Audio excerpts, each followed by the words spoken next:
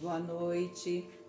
Shalom de Deus sobre a sua vida, sobre a sua casa, sua família, seu trabalho. Glória e paz. Sobre essa cidade de Franca. Que bom estar com vocês mais uma vez. Estamos entrando aqui nessa live, no seu lar, com esse culto de quarta-feira. Louvado seja o nome do Senhor que nos permitiu, até aqui nos ajudou o Senhor para que nós estivéssemos aqui. Aleluia. Boa noite vocês que estão entrando. Boa noite, Paula Thaís. Boa noite, Andresa, minha filha. Márcia, minha irmã querida, linda. Deus abençoe você. Como está o rapaz que fez a cirurgia, Márcia, o amigo da Amanda? Nos dê notícias dele, como que ele está, já recuperou, já está trabalhando. Deus abençoe seu lar, suas filhas, seus netos. Deus abençoe, Márcia. Um grande beijo no teu coração. Aleluia, glória a Deus. Nós estamos entrando agora, né, no 17º dia do nosso jejum, suprimento sobrenatural em montões, em montões. Glória a Deus, né? Suprimento sobrenatural em montões. Glória a Deus. Sobra tanto que vira uma montanha, né? Sobra tanto que vira uma montanha. Louvado seja o nome do Senhor, que é bom, que tem cuidado de nós, né? Boa noite, Ruth. Deus abençoe, querida, seu coração. Zé João. Deus abençoe seu lar, seu trabalho. Glória a Deus, Márcia. Que bom que ele está em casa, está recuperando. Em nome de Jesus, né? Que ele possa se recuperar rápido e estar ali, já voltar ao trabalho, né? É um processo, eu sei que é a recuperação, mas graças a Deus que Deus deu mais uma chance de vida para ele, né? Olha que coisa linda que Deus faz conosco. Deus tem propósito na vida desse rapaz, desse jovem, né? Que ele possa compreender o chamado de Deus e usar, né, os talentos, os dons que Deus deu a ele para a obra do Senhor, para a glória de Deus, porque Ele nos chamou, cada um de nós, né, com um dom, com um talento natural, com um dom que vem do alto, né, para que nós pudéssemos servir a Deus, servir a obra, servir aos irmãos, servir a outros. Jesus veio para servir, Jesus veio para servir, não para ser servido, né, e quem quiser ser grande vai ter que se diminuir, né, porque a palavra de Deus fala que Jesus não veio para se engrandecer, ele veio para quê? Para servir os seus irmãos, né? Ele nos fez irmão, ele veio para servir os seus irmãos, e assim nós todos somos assim, servimos um ao outro no amor de Jesus. Nós estamos servindo, né? Nós somos abençoadores, pessoas que podem abençoar. Você nunca tem pouco demais que não possa tirar do seu pouco e abençoar o outro, né? E nunca é rico demais que você também não possa não precisa receber, né? Que não precise receber, né? Quantas vezes a gente precisa receber um carinho, uma palavra, um abraço, né? Uma palavra de gratidão, né? De falar alguma coisa. Nós somos seres humanos, né? E o ser humano é carente, necessitado de afeto, de afago, de autoafirmação. Não que a gente precise dessas coisas, né? Porque a graça de Deus nos basta. O amor de Deus supre todas as nossas necessidades. E quando nós conhecemos esse amor, a dimensão, a altura, o comprimento e a largura desse amor, fica mais fácil a gente fazer as coisas sem nenhum interesse, fazer as coisas por amor ao próximo, né? E fica muito mais gostoso, muito mais suave, não é peso, não é fardo, não é canseira para ninguém. Amém, queridos? Vamos lá abrir a palavra de Deus. Nós vamos compartilhar rapidinho esse Salmo 111. Vamos lá, para nós lermos o Salmo 111. As obras magníficas de Deus. Você tem contemplado a obra magnífica de Deus? Você é uma obra magnífica de Deus. Os seus são uma obra magnífica de Deus. Toda a terra é uma obra magnífica de Deus. Olha que esse salmo fala, o salmista fala, aleluia. Ele começa assim: de todo o coração renderei graças ao Senhor, na companhia dos justos e na assembleia. Grandes são as obras do Senhor, consideradas por todos os que nelas se comprazem. Em suas obras a glória e majestade, e a sua justiça permanece para sempre. Ele fez memoráveis as suas maravilhas.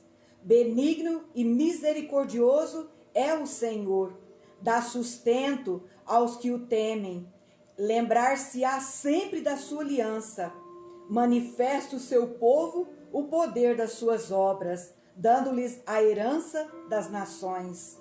As obras de suas mãos são verdade e justiça, fiéis todos os seus preceitos. Estáveis são eles para todo sempre, instituídos em fidelidade e em retidão. Enviou ao seu povo a redenção e estabeleceu para sempre a sua aliança. Santo e tremendo é o seu nome. O temor do Senhor é o princípio da sabedoria. Revelam prudência a todos que o praticam, e o seu louvor permanece para sempre. Glória a Deus, aleluia. Que coisa maravilhosa, que salmo tremendo. Glória a Deus, o temor do Senhor é o princípio da sabedoria. Você quer a sabedoria? Você quer conhecer a sabedoria, buscar a sabedoria? Peça a Deus, peça para Ele te dar o temor que é devido ao santo nome do Senhor. Peça a Ele para gerar no teu coração o temor a Ele. Olha aqui que Ele fala, Ele revela a prudência, Ele te faz prudente, Ele revela a prudência a todos os que praticam a sabedoria. Todos que praticam a sabedoria, Ele revela a prudência. Você é prudente. E como nós precisamos ser prudentes, ter cuidado. Como ontem foi ministrado sobre a palavra que sai da nossa boca. Nós precisamos ser prudentes, porque a nossa palavra, ela tem poder. Ela tem poder de vida, poder de morte, poder de construir, poder de derribar. E tudo que nós ligamos aqui na terra, em nome do Senhor Jesus, é ligado no céu. E tudo que nós desligarmos aqui na terra, se houver em concordância de dois, é desligado no céu. Em nome do Senhor Jesus. Então, aquilo que nós ligamos de bênção, até sobre os nossos inimigos, até sobre os que nos perseguem, nós devemos abençoar. Nós devemos ser sempre abençoador, abençoar os que nos perseguem e orar pelos nossos inimigos. A palavra de Deus fala para nós, você tem orado pelos seus inimigos? Os inimigos circunstanciais, os inimigos emocionais, os inimigos espirituais, os inimigos naturais, os inimigos do coração, que é sentimento do coração humano, que é a inveja, que é o ciúme, que é as contendas. Você tem orado por isso? Não cesse de orar, não pare de orar. Ore em todo tempo, no tempo e fora de tempo. Ore ao Senhor. Vamos abençoar. Vamos abençoar, nós precisamos, a terra está cheia da glória de Deus. E se nós juntos, ainda que nós somos poucos,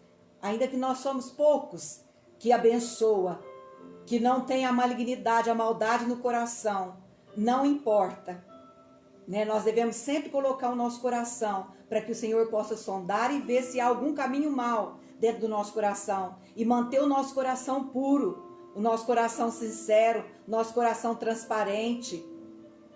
Amém, queridos? Olha que maravilha. Estáveis são eles para todo sempre, instituídos em fidelidade e retidão. Enviou ao seu povo a redenção, estabeleceu para sempre a sua aliança. Nós temos um Deus de aliança, uma aliança para sempre. Eu fiz uma aliança, você fez uma aliança com o Senhor. Desde o momento que você reconheceu e aceitou o Senhor Jesus como seu único e suficiente Salvador. E você o confessou diante dos homens. Você o confessou no seu coração diante do mundo espiritual. E o temor de Deus foi gerado no teu coração. Por que nós não fazemos as coisas que sabe que vai desagradar a Deus? Por causa do temor que nós temos no nosso coração. Amém, queridos? Glória a Deus. Que você seja grandemente abençoado. E medita neste salmo. No Salmo 111, e você vai receber, peça a Deus o temor que é devido, amém? E agora nós vamos para o nosso texto, do nosso jejum, que está em 2 Crônicas, capítulo 31, do verso 5 ao verso 11, amém, queridos? Vamos lá? Já preparou aí a sua Bíblia, a sua palavra? Você precisa conferir a palavra de Deus. Porque a sua fé, o seu amém, o sim vai vir na certeza do que você está lendo. E o Espírito Santo de Deus é aquele que trabalha para o cumprimento da palavra dele. E ele vai gerar no teu coração a fé, o entendimento que você precisa e as revelações da palavra de Deus vai vir no teu coração, porque você está lendo e ouvindo a palavra de Deus. E aí você vai questionar no teu coração, né, a veracidade dessa palavra. Porque a palavra de Deus, ela é a boca do Senhor falando com os filhos, falando conosco, amém? Vamos lá então, 2 Crônicas, capítulo 31, do verso 5 ao verso 11. Ezequias regula as contribuições para o sacerdote e os levitas. É a minha frase, né? Logo que se divulgou esta ordem aos filhos de Israel, trouxeram em abundância as primícias do cereal, do vinho, do azeite, do mel e de todo o produto do campo. Também os dízimos de tudo trouxeram em abundância. Os filhos de Israel e de Judá que habitavam nas cidades de Judá. Também trouxeram dízimos das vacas e das ovelhas e dízimos das coisas que foram consagradas ao Senhor, seu Deus. E fizeram montões e montões. No terceiro mês, começaram a fazer os primeiros montões, e no sétimo mês acabaram. Vindo, pois, Ezequias e os príncipes, e vendo aqueles montões, bendisseram ao Senhor e ao seu povo de Israel. Perguntou Ezequias aos sacerdotes e aos levitas acerca daqueles montões. Então, o sumo sacerdote Azarias, da casa de Zadoque, lhe respondeu: desde que se começou a trazer à casa do Senhor essas ofertas, temos comido e nos temos fartado delas, e ainda há sobra em abundância, porque o Senhor abençoou o seu povo, e esta grande quantidade é o que sobra. Então ordenou Ezequias que se preparassem depósitos na casa do Senhor. Amém? Glória a Deus. Até aqui. E o Senhor nos abençoe nessa noite. Aleluia. Amém. A graça e a paz, irmãos. Você que está aí nos vendo, agora ao vivo, que vai ver depois. Deus te abençoe. Né? Deus está nesse tempo nos alinhando com os valores eternos do reino dele, da linguagem dele, da vontade dele, que é boa, perfeita e agradável. Irmãos, nós vamos ver algo hoje de suma importância.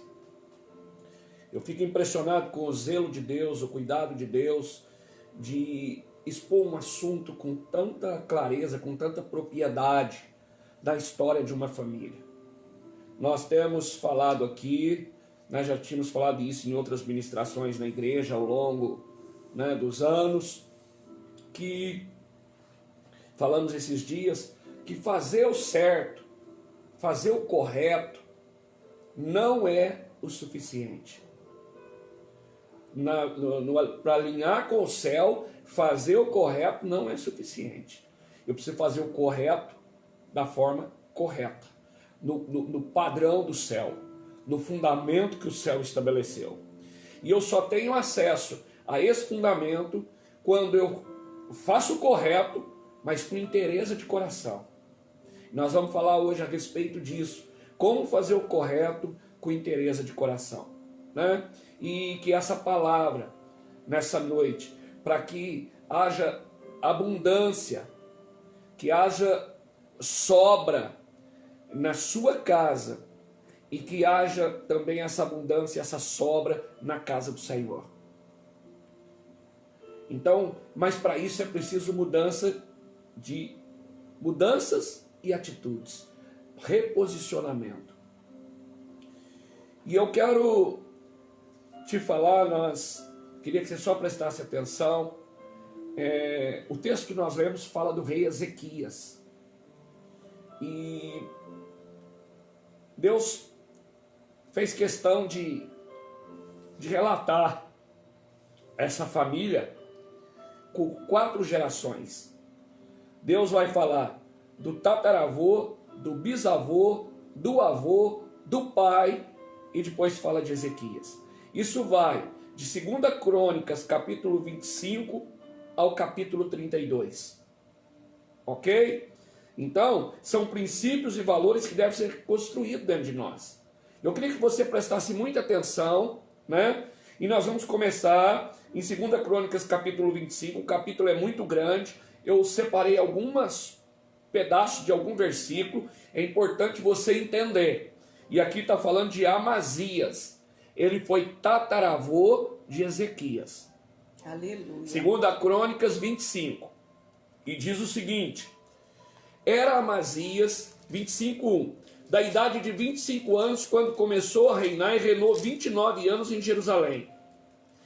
E, verso 2: e fez o que era reto aos olhos do Senhor, porém, não com inteireza de coração. Verso 14: e sucedeu que depois que Amazias veio da matança dos edomitas e trouxe consigo os deuses dos filhos de Seir, tomou-os por seus deuses e prostrou-se diante deles e fez oferta, queimou incenso. Amazias se tornou um idólatra. Ele saiu para a guerra. Ele era, olha o que Deus fala, Deus chama ele, constitui ele rei com 25 anos de idade. Sim. Né? E ele reina por 29 anos sobre Jerusalém. E Deus começa a fazer um elogio. E fez o que era reto aos olhos do Senhor. Não é do homem, não, aos olhos do Senhor. Aleluia. Porém, não com inteireza de coração. Lá no coração dele, ele deixou um vazio. E quando ele saiu para a guerra, que ele tinha direito de pegar os despojos de guerra, ele trouxe junto os deuses, os ídolos. Zelo. Ele trouxe como um troféu, ele trouxe, mas aquilo tomou o coração dele, né? Porque o coração dele não era inteiro para Deus. Outro Deus ocupou o lugar. E ele fez o quê? Queimou incenso.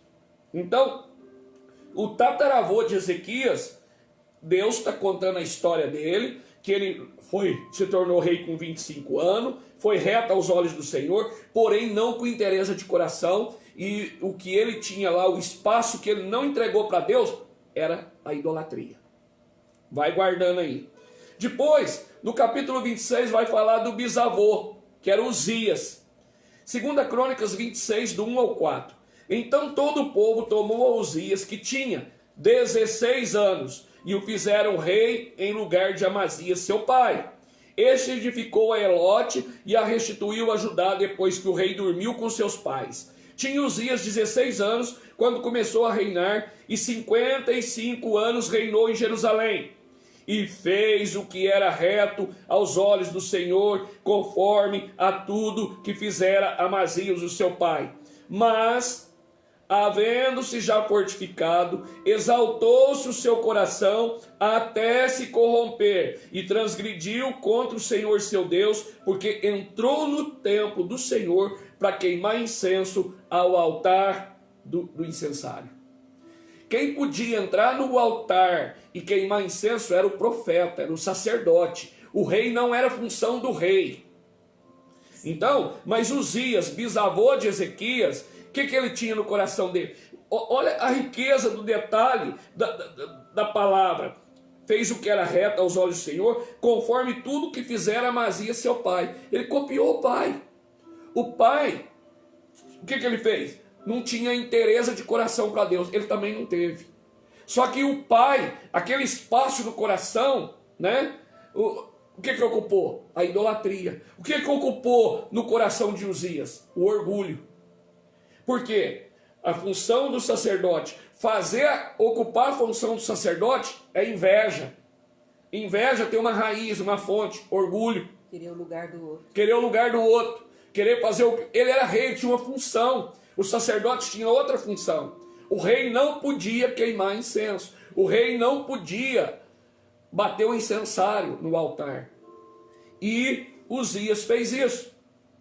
Aí depois a gente caminha para o capítulo 27, vai falar de Jotão, que foi o avô de Ezequias. 2 Crônicas 27, 1 e 2. Tinha Jotão 25 anos de idade quando começou a reinar e reinou 16 anos em Jerusalém. Verso 2: E fez o que era reto aos olhos do Senhor, conforme a tudo que fizeram Uzias seu pai, exceto que não entrou no templo, e o povo ainda se corrompia. Aqui, Jotão já foi um pouco diferente. Ele copiou o avô, copiou o pai.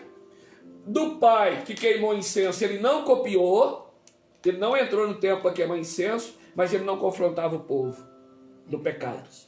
Aqui ele foi indiferente com o pecado do povo. A permissividade tomou conta do coração dele. Ele fazia vista grossa, ele queria agradar todo mundo, ele queria, sabe, dar tapinha nas costas, e ele não mostrava o caminho. E ele deixou a nação se corromper no pecado. Era função do rei, orientado pelo sacerdote, né? Orientado pelo altar. Ele tinha a função, o rei, de derrubar a idolatria, derrubar os postes ídolos. Ele não podia deixar o povo caminhar para o pecado, debaixo do pecado. Aí, em quarto lugar, nós vamos falar de Acás, pai de Ezequias. Está em 2 Crônicas 28, diz assim: E tinha Acás 20 anos de idade quando começou a reinar, e 16 anos reinou. E não fez o que era reto aos olhos do Senhor, como Davi, seu pai. Antes andou nos caminhos dos reis de Israel, e além disso, fez imagens fundidas a Balaíns. Que tristeza, irmão. Deus olhar lá do trono dele e falar assim: olha, não fez o que era reto diante de mim. Não andou nos meus caminhos. Né? E além do mais, né, não viu o que era bom do pai para imitar, e ainda andou nos caminhos, né, por caminhos humanos, e fez imagens fundidas de Balaíns. Que tristeza. Só um detalhe aqui para nós como família hoje. Aqui está falando de uma genealogia, de uma família. Sim. De vir lá do tataravô até o filho. Olha, tataravô, bisavô, avô, pai e filho. E Deus aqui está passando um pente fino. Deus não esconde nada. Quase que umas 5 gerações. 5 gerações. Mas olha que coisa linda, pastora.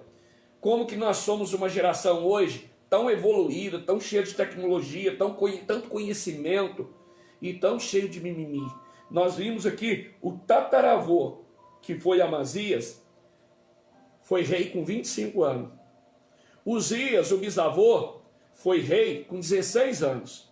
Jotão, o avô, foi rei com 25 anos. Acás, o pai, foi rei com 20 anos.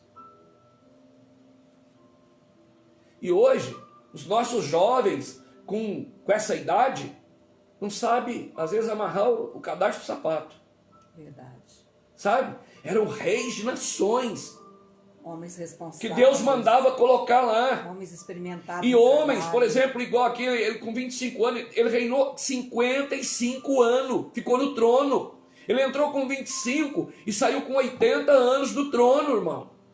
Que loucura! Como eles eram preparados, né? Apesar, você vê, e Deus diz assim: olha, esse era reto, mas não era com interesse. Esse era reto, sim, mas tinha idolatria. Esse foi reto, mas tinha orgulho. Chegou no quarto, ele diz: olha, esse não foi nem reto e nem queimou incenso, mas ele construiu ídolos para ele. Que tristeza, irmãos. E aí nós chegamos, né, no rei Ezequias, no capítulo 31 que a pastora leu. 2 Crônicas, eu quero ler 29, 1 e 2. Diz assim: tinha Ezequias 25 anos. Olha com quantos anos também ele foi rei. 25 anos de idade quando começou a reinar, e reinou 29 anos em Jerusalém. Verso 2: e fez o que era reto aos olhos do Senhor, conforme tudo quanto fizera Davi, seu pai. Aleluia. Irmãos, que loucura, né? Após a morte de Acás, seu filho assume o reino e toma atitudes que levam à restauração de uma comunhão com Deus. Ezequias começou e deu continuidade a essa obra em todo o território de Judá. Ele foi correto perante Deus. E fez o que era reto aos olhos do Senhor. Glória a Deus. E por isso veio toda aquela abundância. E nós estamos nesse jejum, nesse tempo de suprimento sobrenatural. E tem uma causa, tem um motivo, tem que ter uma semeadura para que isso venha. Venha no reino, venha sobre a população, venha sobre aquele povo e veio para a nação e veio para o templo. Que ele teve que mandar fazer outros lugares, uma câmara para poder recolher as ofertas. Por quê? Porque havia tanta prosperidade no meio do povo. O povo prosperava. Qual que é o segredo, irmão? O segredo que ele, no início do governo dele, né?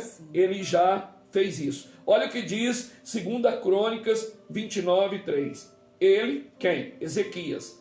No primeiro ano do seu reinado, no primeiro mês, abriu as portas da casa do Senhor e as reparou. Aleluia. Deu a primícia para o Senhor, o primeiro mês do governo, no primeiro ano, no primeiro exercício, ele subiu no trono, ele olhou, falou, a primeira coisa que precisa ser restaurada é a casa do Senhor, é o templo do Senhor, as portas precisam de reforma, precisa ser restabelecido o culto, precisa voltar, é a parte mais importante da nação. Então ele reparou a casa do Senhor. Você entende, irmão? Segundo, 2 Crônicas 29:10. Olha o outro passo dele. Agora me tem vindo no coração que façamos uma aliança com o Senhor, Deus de Israel, para que se desvie de nós o ardor da sua ira. Ele, olha, me veio no coração fazer uma aliança com Deus, de ter intimidade com Ele, de buscá-lo, de clamar e dizer, Deus, passa essa ira de nós, nos abençoa. Sim. Então, ele, primeira coisa, no primeiro mês do primeiro ano, ele reparou o templo, a casa do Senhor. Depois ele dá um outro passo, agora me tem vindo no coração que façamos uma aliança com o Senhor, Deus de Israel. E ele especifica um propósito, para que se desvie de nós o ardor da sua ira. Nós precisamos restaurar, né, pastor? O altar. Precisamos. Precisamos restaurar o altar em casa, Senhor, o altar aqui em casa, ter um altar para o Senhor, ter um lugar de encontrar com Ele, num horário estabelecido. E saber, meu irmão, se você fizer uma aliança com Deus e dizer, Deus, todo dia eu e a minha casa, nós vamos estar aqui sentados na mesa, um exemplo eu vou dar aqui, às 21 horas. Irmão, você pode falhar, mas todo dia, às 21 horas, ele está lá te esperando. A presença dele está lá. Ele está lá te esperando, para te ouvir, para te pegar no colo, para te acalentar, para te dar direção, para curar suas feridas, para te pegar no colo, para se apresentar como seu pai, te dar direção, instrução. Sim, nós precisamos ser fiel constante nessa proposta. Agora olha bem, terceira coisa que o rei Ezequias estabeleceu. Está em 2 Crônicas 29, você pode ler depois do verso 20 ao 36. Eu vou ler o verso 27, que nós não temos tempo para ler toda a história. 2 Crônicas 29 e 27. E Ezequias deu ordem que se oferecessem o holocausto sobre o altar.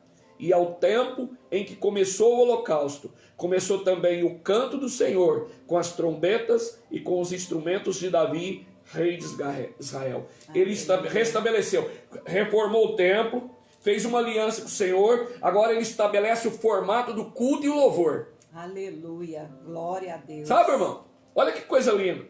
E Ezequias deu ordem do rei naquele tempo era lei. Olha, vai ter culto e vai ter louvor. Ele deu ordem para que se oferecesse o holocausto sobre o altar, e ao tempo em que começou o holocausto, começou também o canto do Senhor, com as trombetas e com os instrumentos. Aleluia. Quarta coisa que ele restabeleceu. 2 Crônicas 31, vai estar do 1 ao 17, eu vou ler só o verso 1. Depois disso, Ezequias enviou mensageiros por todo Israel e Judá, e escreveu também cartas a Efraim e a Manassés, para que viessem à casa do Senhor em Jerusalém, para celebrarem a Páscoa ao Senhor, Deus de Israel. Aleluia. O povo estava disperso, ele começou a colocar tudo em ordem, mas ele fez o correto, ele pegou o espiritual, ele reformou o templo, a casa do Senhor, fez uma aliança, restabeleceu o culto e a adoração, e agora, se fosse nesses dias, estava paralisado, tudo fechado, e o povo não deu mais importância. É como se agora ele dissesse assim, olha, mandou carta para toda a nação de Israel, mandou mensageiro, vai ter a ceia do Senhor. Aleluia. A Páscoa apontava para a ceia, estava sem fazer, estava sem celebrar aquele memorial. E ele diz, olha, depois disso Ezequias enviou mensageiros por todo Israel e Judá para que viessem à casa do Senhor em Jerusalém para celebrarem a Páscoa ao Senhor, Deus de Israel. Que coisa linda, irmão. Né? Quinto lugar, 2 Crônicas 31, vai do 2 ao 19, nós vamos ler do 2 ao 5, ele estabelece as contribuições para o sacerdote, para o levita e para a casa do Senhor. Diz assim, e estabeleceu Ezequias as turmas dos sacerdotes e levitas, segundo as suas turmas, a cada um segundo o seu ministério, os sacerdotes e levitas para o holocausto e para as ofertas pacíficas para ministrarem, louvarem e cantarem às portas dos arraiais do Senhor. Também estabeleceu a parte da fazenda do rei para os holocaustos da manhã e da tarde, e para os holocaustos do sábado, das luas novas e das solenidades, como estava escrito na lei do Senhor. Ele pegou a lei e falou, como é que fazia? Porque estava tudo perdido e parado. Como é que fazia? Como é que era? Quando Israel tinha a bênção do Senhor, quando Jerusalém e Judá tinha a bênção do Senhor. Olha, tinha o templo, tinha uma aliança com Deus, tinha o culto e o louvor, tinha a celebração da Páscoa e tinha os turnos de sacrifício, de oferta, e de manhã, de tarde, de noite, e ele então restabelece. E diz o seguinte, diz assim, e ordenou ao povo que morava em Jerusalém, verso 4, que desse a parte dos sacerdotes e levitas para que eles pudessem se dedicar à lei do Senhor. Amém.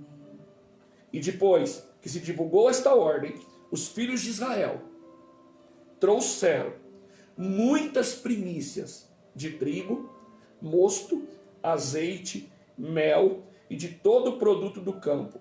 Também os dízimos de tudo trouxeram em abundância. Amém, glória a Deus. Irmão, o povo estava perdido, sem sabe? Não tinha mais o temor, não tinha mais aquela coisa. E Ezequias vem, ele repara a casa, ele repara a aliança, ele estabelece o culto e a adoração, ele traz de volta a celebração da Páscoa, e ele regula os turnos dos sacrifícios e a contribuição das primícias. Daquele tempo tinha, né, a oferta da lenha, a oferta dos primeiros frutos, e era um monte e os dízimos. E o mais interessante, né? E o povo trouxe em abundância. Aleluia. Sexto lugar, olha que coisa linda. 2 Crônicas 30, 18 e 19. Ezequias levanta o ministério de intercessão pelo povo e ele puxa a fila, o rei Ezequias. Porque uma multidão do povo, muitos de Efraim e Manassés, Isacar e Zebulon, não se tinham purificado, e tudo comeram a Páscoa. Não como está escrito. Porém, Ezequias orou por eles, intercedeu, dizendo, o Senhor que é bom, perdoa todo aquele que tem preparado o seu coração para buscar o Senhor Deus, sim, o Deus de seus pais, ainda que não esteja purificado segundo a purificação do santuário.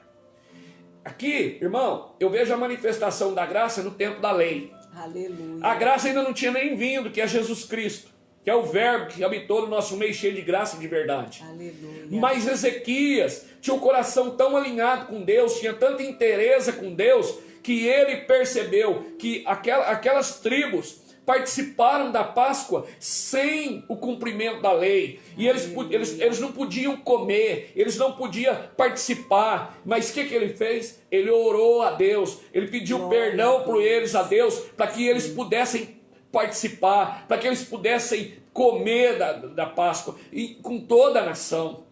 É como hoje, por causa da graça, eu não levo nada para a mesa, já está tudo lá. Sim. Por isso Paulo diz assim, olha, examine e coma. Sim, examine o homem a si mesmo. A si mesmo. E depois Senhor, come. eu sou cheio de obra boa, eu procuro vigiar, eu sei que eu sou reto aos teus olhos, eu tenho interesse de coração, mas mesmo assim eu continuo pecador, eu não poderia estar aí, mas por causa da graça, eu tenho acesso e eu posso chegar na mesa e eu posso participar da ceia, eu posso participar da Páscoa. E Ezequias levanta um ministério de intercessão, olha o que ele diz, hein? Porém Ezequias orou por eles dizendo, o Senhor que é bom, Aleluia. Perdoa todo aquele que tem preparado o seu coração para buscar, porque até o preparado precisa do perdão de Deus. Precisa. Né? O Deus de seus pais, ainda que não esteja purificado segundo a purificação do santuário.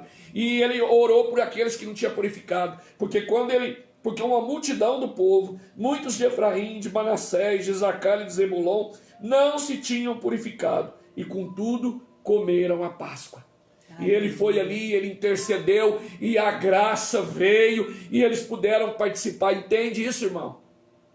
Porque uma ordem, uma vontade daquele homem, quando ele diz lá da aliança, agora me tem vindo no coração que façamos uma aliança. Ele encontrou esse lugar em Deus, uma intimidade, onde ele diz, Senhor, pela lei, eles não podem comer, outra, se comer, vai morrer, porque Paulo diz que quando come indignamente morre, naquele tempo era literal. Sim. E Ezequias vem e diz, Senhor, perdoa. Aleluia. Enxerta eles, permite eles. E eu vejo, irmão, no tempo, olha que coisa linda, no tempo da lei, a graça se manifesta. Oh, aleluia. Glória a Deus. Né? Então o que a gente vê? Atitudes que tocaram o coração de Deus. E ele respondeu ao rei Ezequias de imediato. Né? 2 Crônicas 30, 20, diz assim, e ouviu o Senhor a Ezequias e sarou o povo. Aleluia. Quando ele entrou em intercessão pela nação, e ouviu o Senhor a Ezequias e sarou o povo. Né? 2 Crônicas 31, 1, quando se estabelece a vida com Deus, deixa-se de praticar aquilo que afasta e quebra a comunhão com Ele. Sim. Olha o que diz 2 Crônicas 31. E acabando tudo isto, todos os israelitas que ali se achavam saíram às cidades de Judá e quebraram as estátuas, cortaram os bosques e derrubaram os altos e altares por toda Judá e Benjamim, como também em Efraim e Manassés, até que tudo destruíram. Então tornaram todos os filhos de Israel, cada um para a sua possessão, cada um para a sua cidade. O povo estava tão cheio de Deus, tão alinhado, e aquele alinhamento que Ezequias trouxe para a nação, eles começaram a ver os seus pecados, os ídolos que cada um tinha dentro de casa, o caminho tortuoso, tudo aquilo que era proibido e que eles estavam praticando e fazendo, eles foram voltando lá e tomando outra atitude, consertando aqueles parâmetros.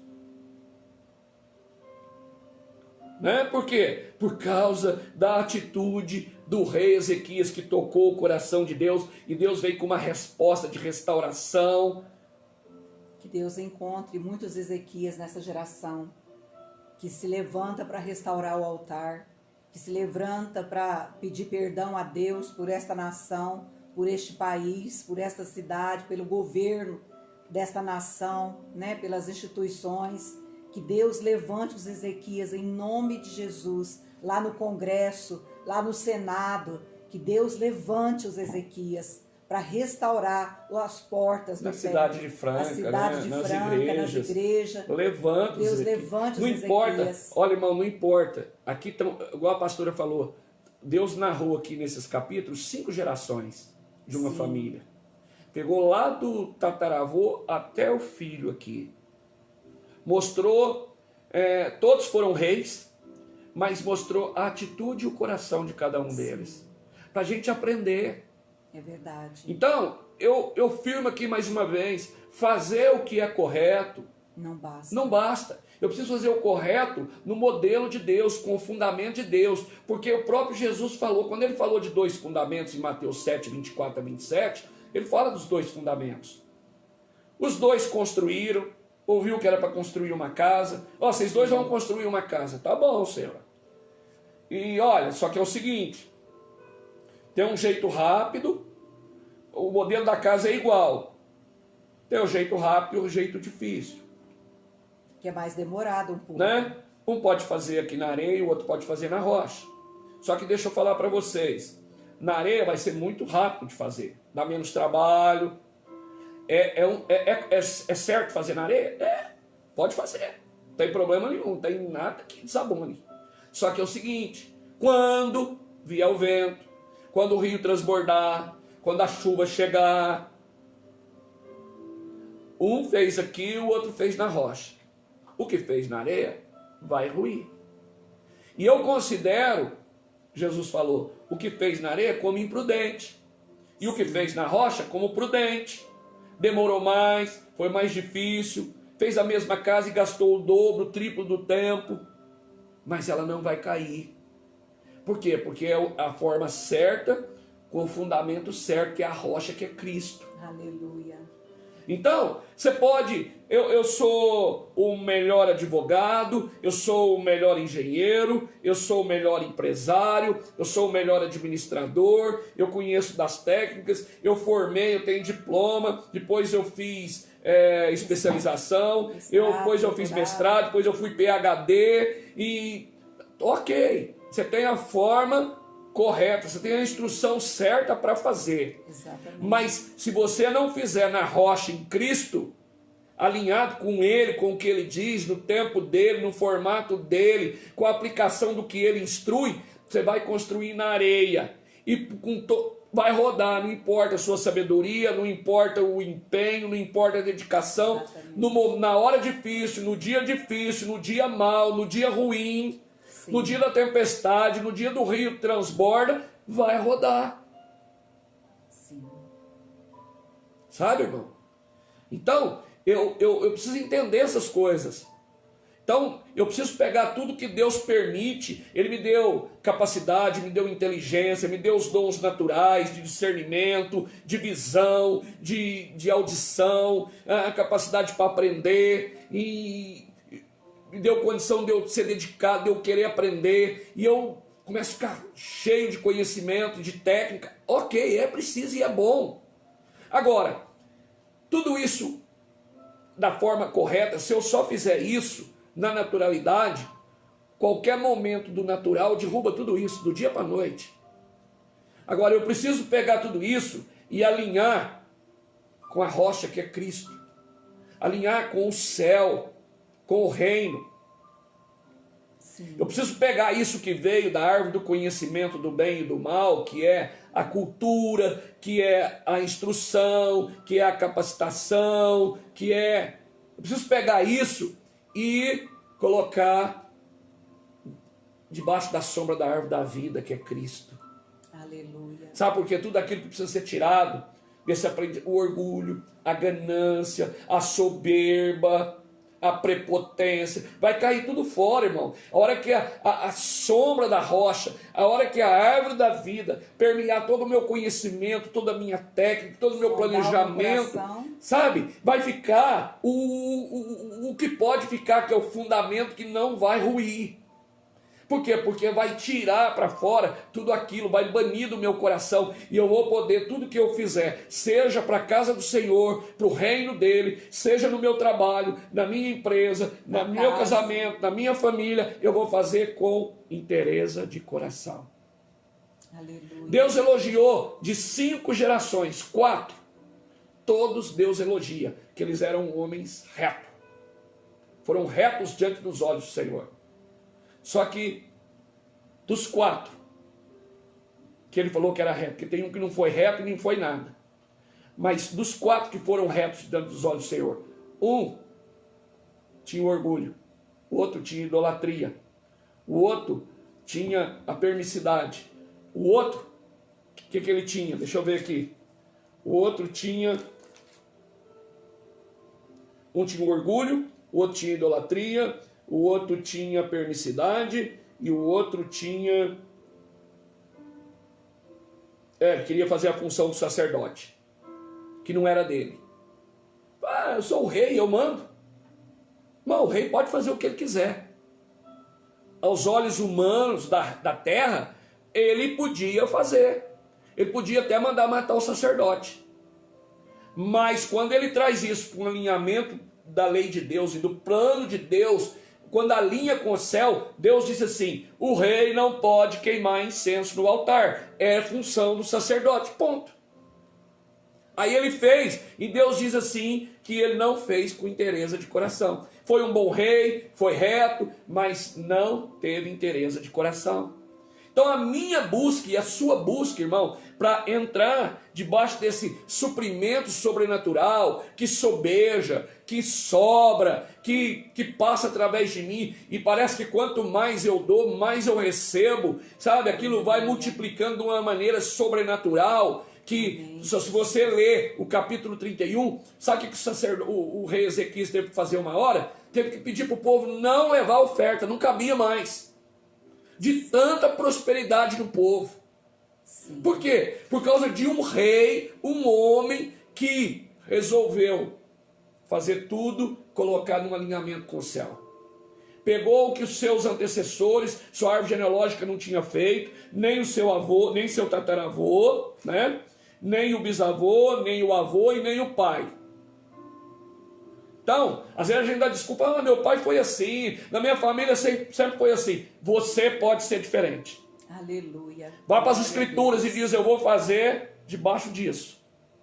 O que Ezequias fez? Restaurou o templo, fez uma aliança, restabeleceu o culto e a adoração, restabeleceu a celebração da Páscoa, regulou as contribuições para o sacerdote e para o levita e os holocaustos, instruiu o povo a trazer os dízimos e as ofertas, e levantou o ministério de intercessão, e introduziu ali, quebrando toda a rotina da lei, da regulagem da religião, a graça, para que todos pudessem participar da Páscoa.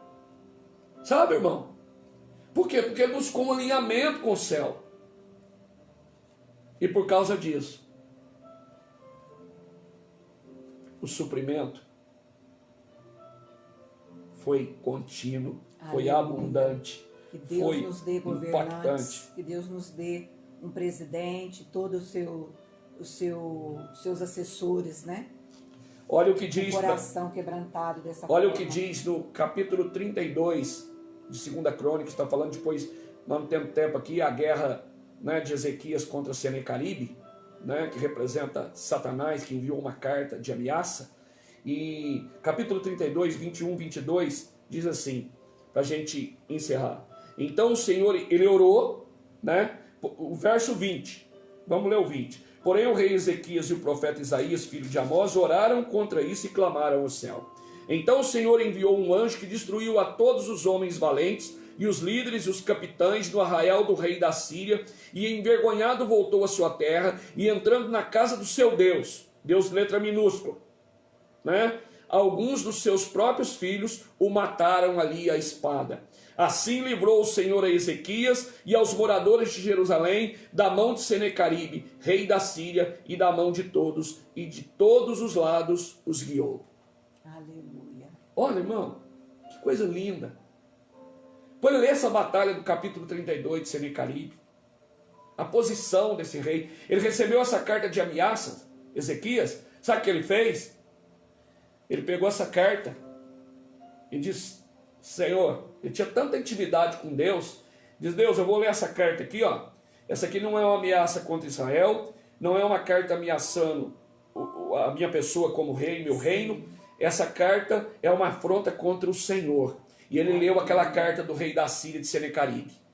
E era uma carta afrontosa, falando onde estava o Deus quando lá atrás foi derrotado. Cadê o Deus de vocês? E lá ele não livrou e agora não vai livrar. E era uma carta de afronta. E Ezequias lê aquela carta dizendo: Senhor, isso aqui é uma afronta com o Senhor. Sabe o que Deus falou para ele?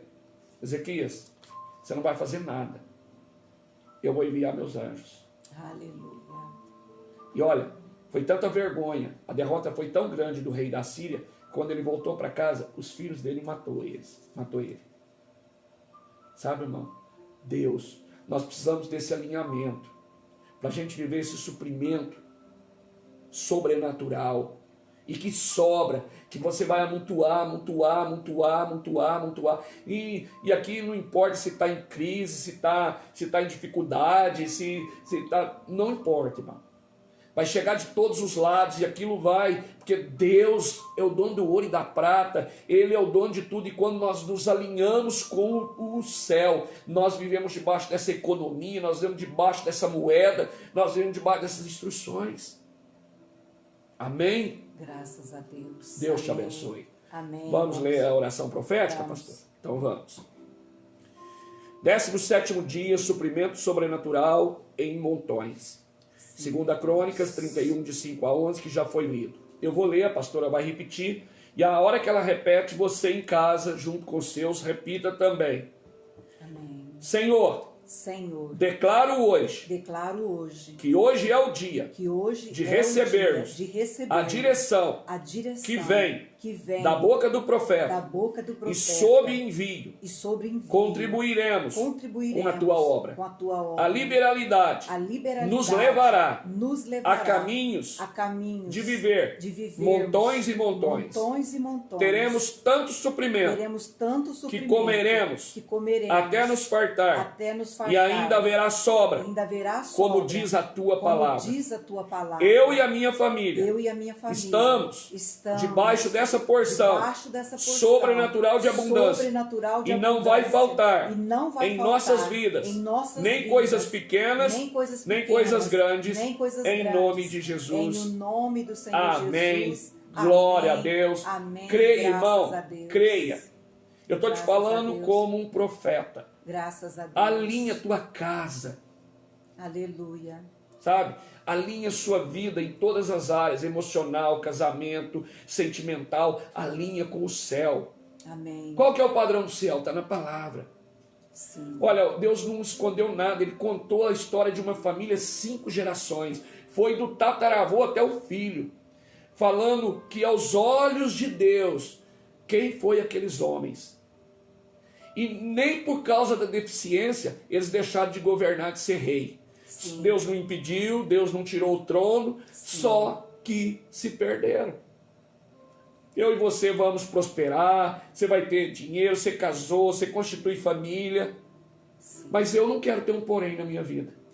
Sim. Eu não quero que na minha biografia, no céu, Deus diga assim, olha, Humberto é reto aos meus olhos, porém, não com interesse de coração. Sim.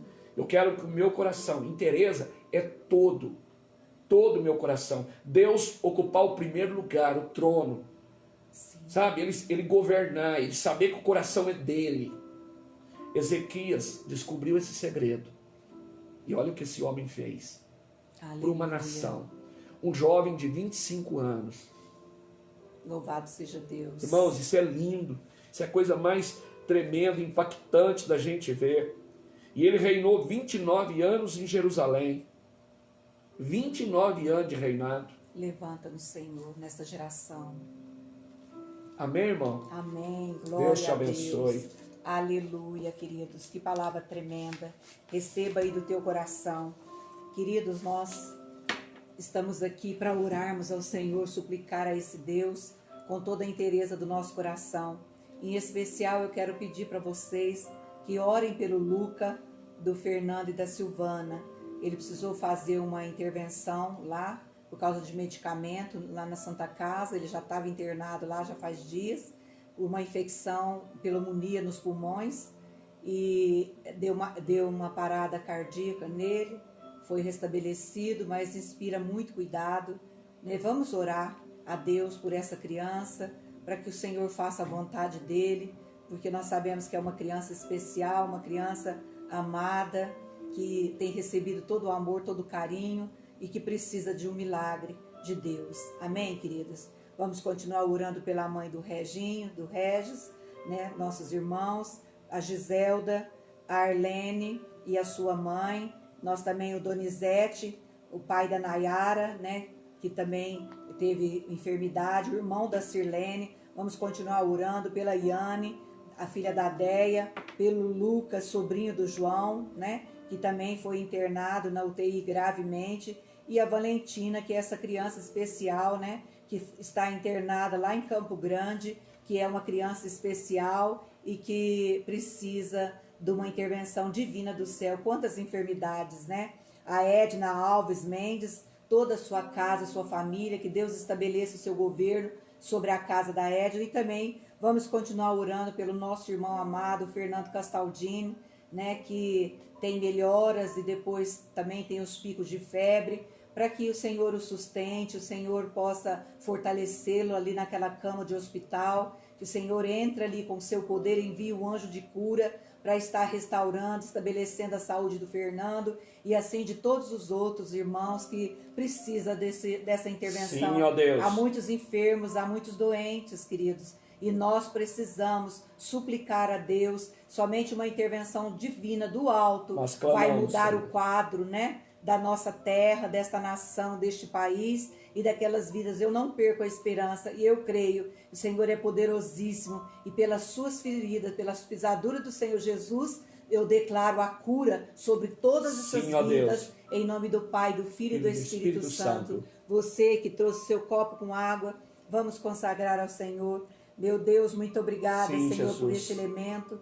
Muito obrigada pela palavra Senhor do Senhor desta noite. Sim, muito Deus. obrigada pela tua orientação, pela tua direção. Que o Senhor nos dê coração íntegro, Pai. Que haja integridade em nós. Fé, Senhor, meu Deus, que o Senhor é um Deus que faz coisas extraordinárias, faz coisas tremendas, Pai.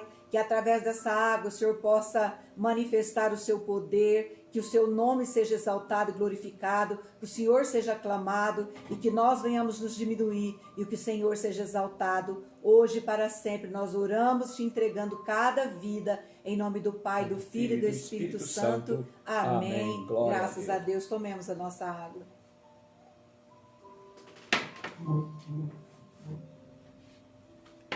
Graças a Deus. Um grande beijo no teu coração.